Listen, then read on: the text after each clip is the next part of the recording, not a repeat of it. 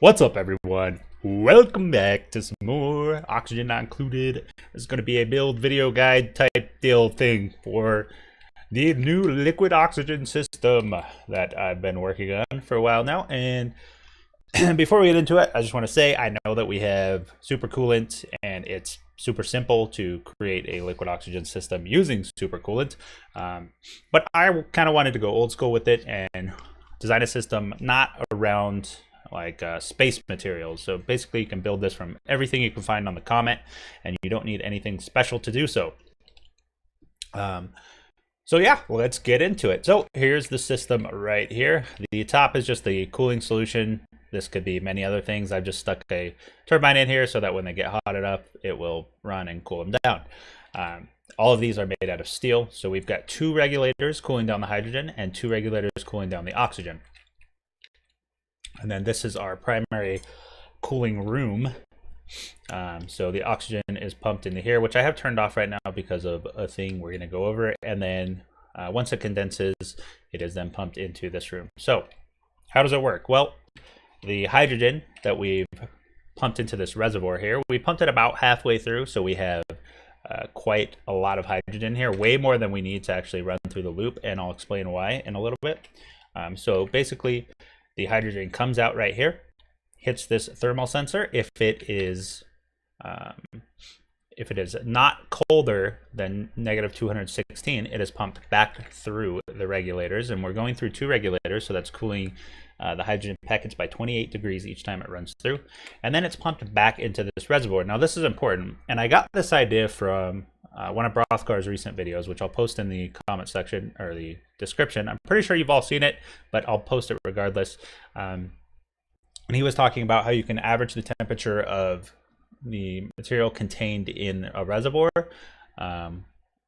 by cooling or heating something, and that cooling or heating the same material and then pumping it into the reservoir to cool or heat the rest of it. And this works perfect for this system because oftentimes you're cooling by like 14 degrees, right? And you can't really control precisely, you can't precisely control at what temperature you're outputting the hydrogen. But if we're taking a tank this big and we're averaging the temperature out, we're only cooling it by, I don't know, not less than a degree for each packet that goes through these thermal regulators, because there's such a mass in here that one little packet is not going to cool this down by a whole lot. So yeah, so we're averaging the temperature in here, and because of that we can precisely choose how much what temperature the hydrogen we want to come out at. As you can see, we're coming out at 217.1, which is which is right, it's less than 216, right? It's colder than 216, which is what we want.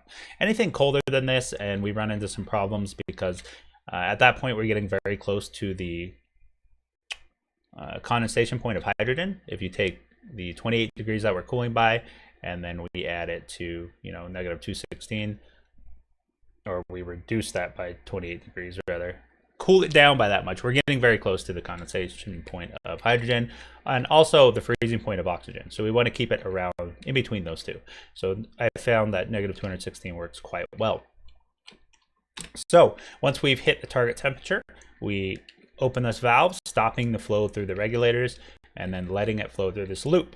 Now the cooling loop first goes through the storage room, and this is important because if you don't have insulated pipes made of insulation, then once this first tank backs up to the point where, you know, it's full and it's starting to back up to this line, it will start to heat up and then break pipes because, well, if you don't have insulation, that's just what happens. It'll start transferring temperature over. So what we've done is we've made this loop cool this room down before cooling the oxygen down. And once this room reaches the temperature that we need, which is like 180 or something, then it's going to pretty much stay there. It's not going to be transferring heat anywhere, or it's not going to be transferring its temperature anywhere else, and we'll discuss why in a little bit. But that's how that works. So the cooling loop cools this room and then goes on to cool the room where the oxygen is actually input at, and then it goes back into the tank here. And the way this is set up, the cooling loop line gets priority going into the tank. That way we can drain this cooling loop prior to any hydrogen actually running through the regulators. So that way we don't have hydrogen sitting in this line getting warmer, or, you know, warming things up in here potentially, once it gets to a certain point. So we can just run the hydrogen through. Once it reaches a certain temperature over here, which happens like instantly because it's averaging the temperature, then we'll start running through the regulators again until we hit the temperature. So that brings us on to the oxygen. Now this is a little confusing just looking at it like this, and I'll explain it in a second. The reason I have it like this is because I wanted to show what would happen if the line backed up to a point where you weren't condensing the oxygen fast enough. And so that's what I have. I've removed the output vent over here, so we've got a line that's fully backed up. Now if I unpause it, you can see it's running, and this is just keeping the temperature. So without explaining it, basically this line is backed up, so it can't output here. So it will continue to cycle it only if the hydrogen or the oxygen drops below a certain temperature. Other than that, the line just stops and nothing happens. So let's go over how, well, let's go ahead and put our vent in. Oops, that's not the vent. Okay, so let's go over how the actual oxygen venting system set up. So here we have it over here. This is our intake pipe. So this is where oxygen is getting pumped from wherever we're storing it. It's coming in, popping right here. And then we're going to do a similar thing with the bridge that we did on the hydrogen. We're going to pop it right over the output of the valve. So if there's any gas in this line right here, then it's going to continue to circulate, and it's not going to let it fill up because the output of the bridge doesn't have priority. It'll wait for an open space in the pipe before it lets any oxygen through. And that's just the way it works with ventilation and plumbing and things. So this will continue to circulate until it's of temperature. It'll come in through our input, go through the regulator, go through the valve if it's above negative 160. So if it's not colder than negative 160, it'll continue to circulate until it's past that point, at which point the valve shuts off and it lets the oxygen down, which will go into the cooling room. And then we open a gap up in the line for more oxygen to be input. So that's the system. It works pretty well. And then I've just repeated it twice. You could repeat this multiple times if you wanted to cool more oxygen. Because as it stands right now, we condense the oxygen faster than we cool it down, or faster than we pre-cool it. But we're not actually pre-cooling the pre-coolant. So you could set up like a room with wheezeworts like this and just put a bunch of wheezeworts in here to like pre-cool the oxygen before it goes to the pre-cooling system and then into the condenser. So it can get quite complicated. And I know there's much simpler ways to do this using supercoolant and whatnot, but I kind of wanted to do it this way because this is how I would have done it prior to having all these fancy materials. So never really got to experiment with that, so I wanted to try it out and see what it was all about, see what I could learn from it, and I actually learned quite a bit, so it was definitely worth it. All right, let's go into the actual room here now that all the other stuff is displayed. So we have our cooling loop. You can see it goes right here. It goes through the liquid. That's very important because the hydrogen we're outputting is only 217, and the freezing point of oxygen is negative 218 point something. Yeah, negative 218.8. So we're never actually going to freeze this oxygen, but we will keep it super cooled, which is important because as we introduce more oxygen, which you can see is actually only like negative 25 because it's been sitting in this pipe so long. But as we introduce warmer oxygen, it's not going to revaporize this liquid and cause us problems. It wouldn't really cause a problem. It would just eventually get cooled down again to a point where it was liquefied, but it would take much longer. So we don't really want that happening. So that's the cooling loop, goes through here, and then boom, it goes back into the tank to get cooled further. So our vent is right in the middle of this room, right in the center of all these pipes. So it kind of gets cooled from all directions, which is nice. And then once the oxygen reaches it, boom, it drops down to the bottom. And this pump down here, so this is deciding when we're going to pump the oxygen out. And we have two conditions for this. One, we're above 100 kilograms of liquid oxygen. And I'll show the automation. It's really simple. We're just connecting to the sensors directly to the shutoffs. Nothing complicated up here. This is the most complicated part.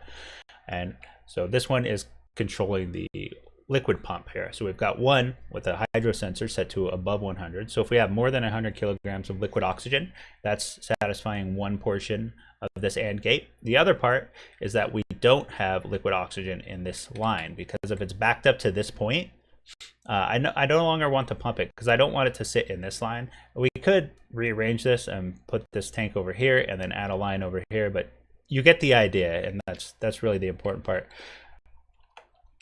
So this is going to a filter gate, which is set at 5 seconds. I haven't done really any timing on this, but 5 seconds should be plenty. And then into a NOT gate. So as long as there is not oxygen in this pipe, then we'll have an active signal here and we'll be able to pump. We also want it delayed with the filter gate because as oxygen's pumping through here, we don't potentially want it to stop just because there's oxygen there. So we want it to be stopped for at least 5 seconds, or we want oxygen to be sitting in this pipe for at least 5 seconds before we shut the pump down. Now that probably doesn't even matter because the run of pipes is long enough to where, yeah, it doesn't actually matter, but I put it there just as a failsafe. So you could simply just run this to a NOT gate and it should be just fine. Okay, so the other part of the plumbing system you can see here, we've just got it going through a valve with a high thermal sensor here. So if it is below negative 203 degrees, then it will activate this pump and we'll bypass the aqua tuner going directly into these. But if it is not negative 203 degrees, it was warmer than that, then we'll send it to the aqua tuner to get cooled further, and then it will go back into the reservoirs here. So you can see that our reservoir, or our storage area here, is around negative 200, which is, you know, pretty much the same as the rest of this stuff. And so we're not going to have any heating up issues in the pipes down here, which is very important. So let's talk about why there's metal tiles sort of insulating this area. So the way temperature works in oxygen not included is not exactly how it works in real life. It's based off it, and I fully don't understand it, but I understand this much. The transferring temperature transference from a gas to a solid tile like this will happen. It will happen. I think gas actually transfers a lot better than liquids and other tiles. But when you're transferring from one tile to a different tile,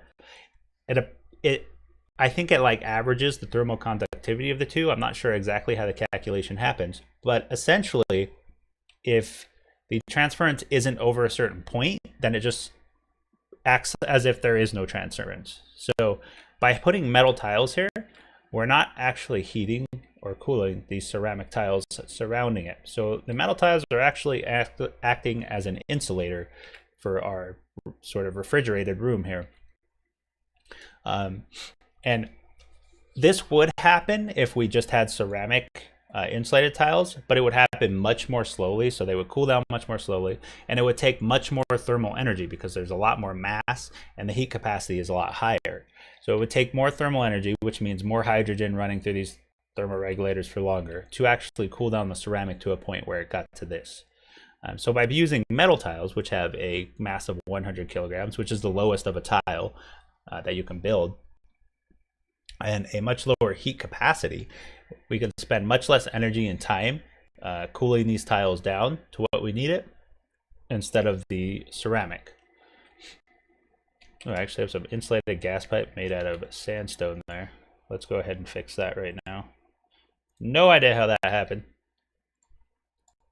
Ceramic. By the way, everything is made out of ceramic, or there's some mafic rock in here, but it's not touching anything. But everything is made of ceramic, and steel up here that's the most complicated or the most advanced material we're using. So where was I? Oh yeah, the transference. So by using gold tiles or any other metal tiles, you could also use diamond window tiles, although they would take a little bit more thermal energy to heat up because they have a little bit higher heat capacity. So by using metal tiles, we can essentially insulate this a lot better than using ceramic. Or we'll use less energy to insulate it, basically, because we do have to heat up these first tiles no matter what they are. You can use granite, you can use obsidian, you can use whatever you want, really. Like I said, I use metal because they have the lowest mass. But yeah, so they kind of act as an insulator. And the reason this guy right here is made out of ceramic is because I was actually getting that may have been, you know what, that was probably because of the sandstone. I was actually getting some breakage in this pipe right here, and I assumed it was because it was sitting on the metal tile. but oops, I didn't want to do that. Let me try this, because I think it was just because I made it out of sandstone and not ceramic, because sandstone is much easier to absorb temperature. So, and as long as you're moving oxygen, which like I said, you condensate the oxygen faster than you cool it down, at least with this system. You could add more thermoregulators and have a backup of oxygen, but you could also pre-cool the oxygen before you pre-cool the oxygen. But you get the idea. So yep, our oxygen gets pre-cooled here, it flows into here through the vent, and we're not regulating it because we're using just a regular gas vent, which caps pressure out at 2,000 grams or 2 kilograms. So that's the only regulation we really need, because even if we have 2 kilograms of oxygen in here, it cools it rapidly enough to where we don't really need to worry about it. As you can see, there's no backed up oxygen. And when we do get a little bit of oxygen in here, see, we're only up to 1,700 grams, so we're not even maxed out yet. And here comes our cooling loop. We've just maxed out, starting to get a little bit of backup, and then we come through and cool it again. So we're able to cool the oxygen fast enough to where we don't need any kind of storage tank or anything like that, or any kind of regulation at all, aside from just the regular gas vent. So that's pretty much the system. One other note for the storage tank room here is that it's great because I've seen a couple comments about how to prevent breaking of your lines in, like, when you're sending your liquid oxygen to a oxidizer tank for your rocket or whatever. So by doing it this way, you can manually shut it off. You know, if you had a clock sensor here, whatever, you can manually shut this pump off or this valve off, and say, yeah, sure, pump my liquid oxygen into my oxidizer tank, and then you could have a line coming from the oxygen tank, the oxidizer tank, after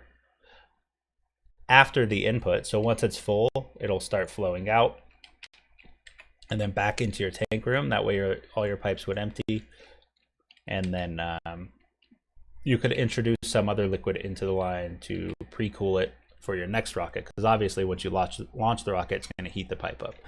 But that's the entire system there. It works pretty well. Like I said, it's a bit more complicated than it needs to be, because we do have access to supercoolant now. But this is kind of what I wanted to do when I was first making this system, because I wanted to see how it would be done prior to, you know, having all these materials. So if you like this system, hit that thumbs up. If you have any questions, suggestions, anything like that, go ahead and let me know in the comments below.